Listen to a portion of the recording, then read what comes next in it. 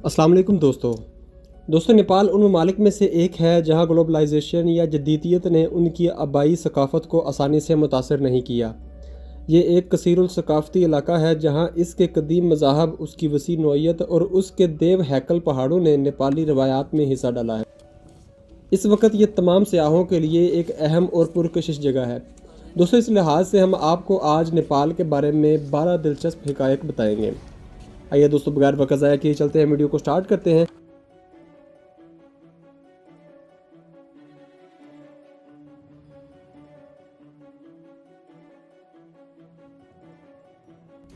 दोस्तों, ये मुल्क हिमालय में वाक़ है जहाँ जोग्राफियाई तौर पर ये एक ज़मीन से घिरा हुआ है, क्योंकि इसकी सरहद एशियाई देवताओं यानी कि बड़े बड़े ममालिक से जाकर मिलती है। इसके शुमाल में अवामी जमहूरिया चीन और जनूब में भारत है। अपने देव हैकल हमसायों के बरक्स नेपाल एक छोटा सा इलाका है, ताहम इसके वसी और मतनू इलाके जो तराई के मरतूब जंगलाती मैदानों से लेकर ज़मीन की बुलंद तरीन और सबसे खूबसूरत पहाड़ी चोटियों तक फैले हुए हैं, इस जगह को अपनी एक इंतहाई दुनिया बनाते हैं।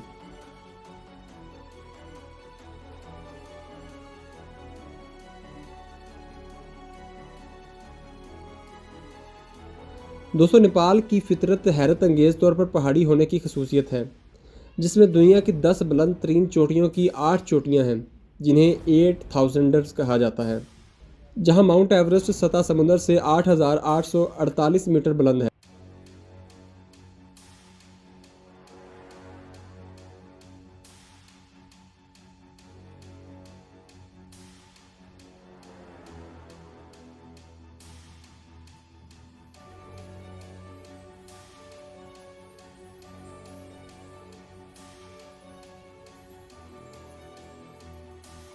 दोस्तों, आमतौर पर दुनिया की नज़रों में नेपाल अपने अहाते की इंतहाई ऊंचाई के लिए जाना जाता है, लेकिन बहुत कम लोग जानते हैं कि नेपाल गहराई और ऊंचाई दोनों के लिहाज से एक इंतहाई इलाका है, और हम 4375 मीटर के साथ काली गंडा की वादी की मौजूदगी के ज़रिए इसकी तस्दीकी कर सकते हैं, जो दुनिया की दूसरी गहरी वादी है। ये वादी हिमालय के पार स्यारे की सबसे बड़ी चोटियों के दरमियान वाक़या काली गंडा की नदी से बनी है।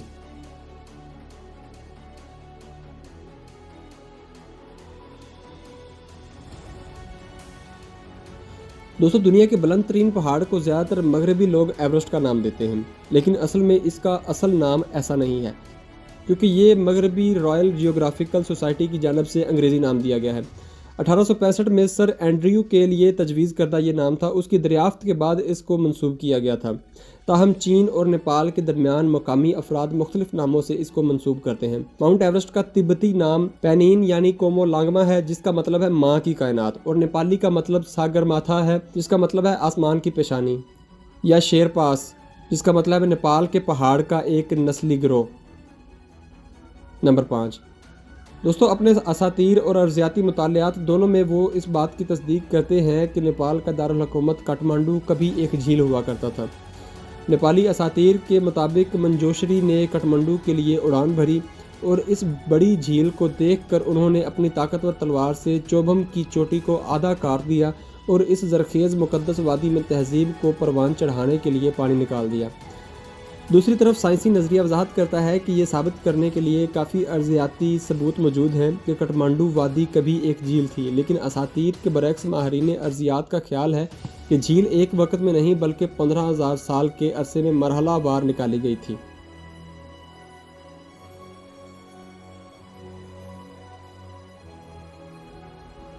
अगरचे अलम्बेनी नामी नेपाली गांव महात्मा बुद्ध की जाए पैदाइश यानी सिद्धार्थ गौतम की जाए पैदाइश है और बुद्ध मत की बुनियाद है, लेकिन आज हिंदू मत के अकायद और रस्म व रवाज ने नेपाली माशरे पर बड़ा असर डाला है। 2006 तक नेपाली दुनिया की वाहिद रियासत थी जिसमें हिंदू मजहब सरकारी मजहब था, जहां 2001 में होने वाली मरदमशुमारी के मुताबिक 80% बाशिंदे हिंदू, 10.7% बुद्ध मत, 4.2% मुसलमान और 3.5% दीगर मज़ाहब के पैरोकार हैं।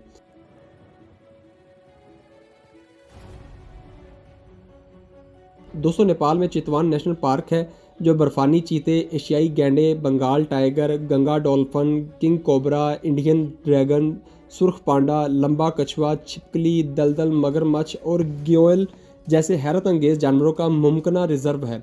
बार बार शिकारियों के खतरे का सामना करते हुए पार्क ने तहफ़्फ़ुज़ और नकल मकानी के इक़दामात को नाफिज किया है, क्योंकि ये एशियाई एक सींग वाले गेंडों की कुछ बाकी आबादियों का घर है और बंगाल टाइगर की आखिरी पनाहगाहों में से एक है।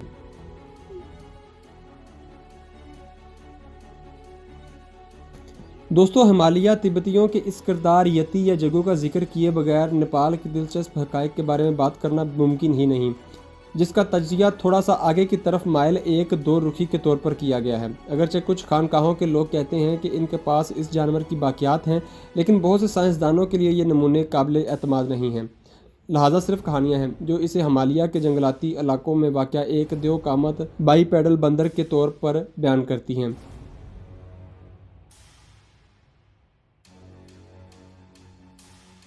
दोस्तों, वादी कठमंडू यूनेस्को की जानब से दुनिया भर में तस्लीम शुदा विरसे के ज़्यादा से ज़्यादा करने की वजह से मुमताज़ है, जो यादगारों और इमारतों के साथ सेट हैं जो तमाम नेपाली तारीख़ी और फ़नकाराना काम की नुमाइंदगी करते हैं। दूसरी तरफ नेपाल में 4 मुकामात को यूनेस्को की जानब से आलमी सकाफ़ती विरसा के तौर पर तस्लीम किया गया है। इसकी वजह से ये इलाका इतना छोटा है कि इसे आलमी विरसे का सबसे बड़ा इर्तिकाज़ रखने वाला मुल्क भी समझा जाता है।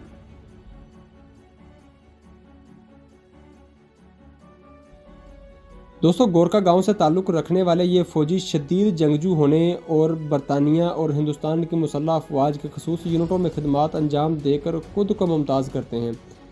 बरतानवी ईस्ट इंडिया कंपनी के साथ 2 बार मुलाकातें करने 1814 से 1816 तक एंग्लो गोरखा जंग और फिर 1816 में मकवानपुर में गोरखा बगावत और शिकस्त के बाद अंग्रेज़ इन लोगों की महारत और हिम्मत से मुतासिर हुए, लिहाजा इन्हें वज़ीर आज़म श्री 3 महाराजा जंग बहादुर राणा की इजाज़त से बरतानवी ईस्ट इंडिया कंपनी की फ़ौज के अंदर रेजिमेंटों में मुनज़्ज़म किराए के सिपाहियों के तौर पर भर्ती किया गया। गोरखों को खोखरी जैसे हथियारों के लिए भी जाना जाता है, जो इंग्लो नेपाली जंग के साथ साथ पहली और दूसरी जंग अज़ीम में भी इस्तेमाल किया गया था। दोस्तों, मगरब में इस्तेमाल होने वाले ग्रिगोरियन कैलेंडर के बरअक्स नेपाली कैलेंडर या बकरमी सम्मत में कमरी कैलेंडर और शमसी कैलेंडर दोनों के नासर शामिल होते हैं, लिहाजा सालाना साल की पहली तारीख मुख्तलिफ होती है, लेकिन ये हमेशा ग्रिगोरियन कैलेंडर के मुताबिक अप्रैल के पहले दिनों में शुरू होती है, जहां हर साल 354 दिन होते हैं, क्योंकि हर कमरी महीने में चांद की हरकत के मुताबिक 29 या 30 दिन होते हैं। लिहाजा इस कैलेंडर में हर 3 साल में एक एंटर कैलरी महीना होता है। ग्रिगोरियन साल 2018 सरकारी बकरम सम्मत कैलेंडर के मुताबिक साल 2074 से मुताबिकत रखता है। अगरचे नेपाली कैलेंडर सरकारी है और मुल्क में सबसे ज़्यादा इस्तेमाल होता है, लेकिन ये वाहिद नहीं है, क्योंकि नस्ली और मजहबी तनूव की बदौलत कुछ मुख्तलिफ लोग और ज़ातें अपने आम कैलेंडर इस्तेमाल करते हैं। नेपाल की एक रवायती डिश जिसमें दाल और चावल शामिल हैं, दाल भट्ट की तैयारी इस मुल्क की बहुत ख़ास बात है, क्योंकि दाल टमाटर, प्याज, मिर्च और अदरक के साथ जड़ी बूटियों और मुख्तलिफ मसालों जैसे धनिया, गरम मसाला और हल्दी के साथ तैयार की जाती है।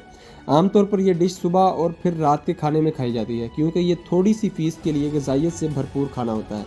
दोस्तों, ये थी हमारी आज की वीडियो। उम्मीद है वीडियो आपको अच्छी लगी होगी। अगर वीडियो अच्छी लगी हो तो लाइक कीजिए, दोस्तों के साथ शेयर कीजिए और कमेंट सेक्शन में अपनी राय का इज़हार ज़रूर कीजिएगा। अपना ख्याल रखिए, घर वालों का ख्याल रखिए। अल्लाह हाफ़िज़।